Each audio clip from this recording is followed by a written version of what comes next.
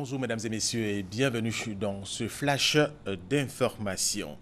Pour lutter contre la vie chère en Côte d'Ivoire, le Premier ministre Daniel Kablan-Duncan va annoncer cet après-midi les mesures prises par le gouvernement ivoirien. Une campagne de vaccination gratuite contre la fièvre typhoïde a été lancée hier dans la région du sud de Komwe par la fondation Children of Africa. Et c'est la première dame, Mme Dominique Ouattara, qui a donné le top départ à Grand Bassam. Les enfants âgés de 3 à 15 ans seront vaccinés lors de cette campagne.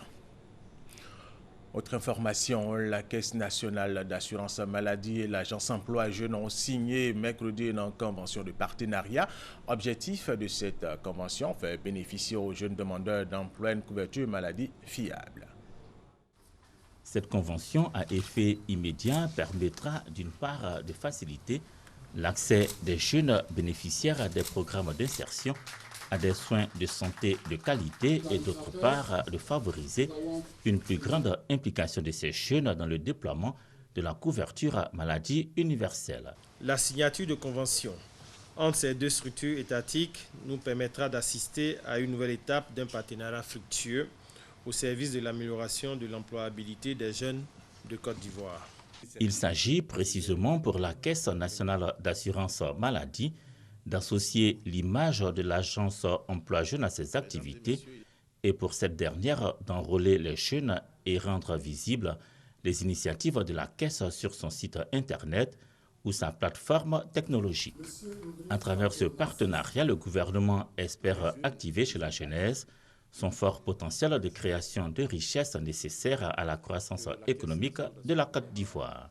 Et c'est ensemble que nous avions décidé de travailler pour que les jeunes de plus en plus soient insérés dans le tissu industriel de notre pays. L'emploi et l'assurance maladie constituent deux maillons clés de la politique sociale du président Alassane Ouattara.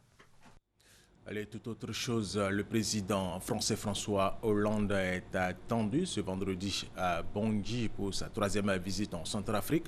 Accompagné du ministre français de la Défense Jean-Yves Le Drian, François Hollande ne restera en Centrafrique que quelques heures avant de participer demain samedi au sommet sur la sécurité organisé à Abuja au Nigeria. Toutefois, il aura un entretien avec son homologue centrafricain Faustin Archange Touadéra.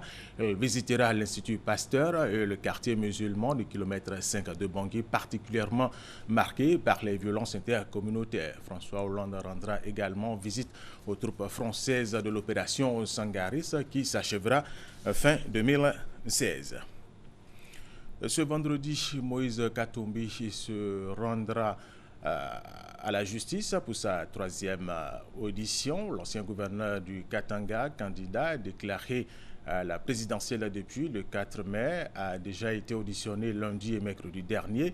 Il a été interrogé sur ses relations avec l'Américain Daryl Levis, détenu à Kinshasa par l'Agence nationale de renseignement. Daryl Levis est consultant en sécurité. Il a été dépêché à Lubumbashi pour évaluer le dispositif de la protection privée de Moïse Katumbi.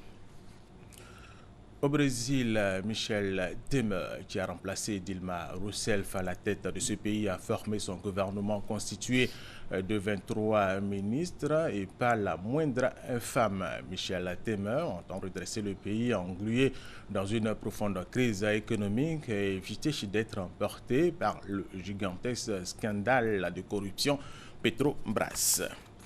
Et nous allons terminer avec cette information en sport. Zlatan Ibrahimovic a annoncé son départ du PSG. Il disputera son dernier match de championnat demain samedi contre Nantes. Rappelons qu'il est le meilleur buteur du championnat français avec 36 buts.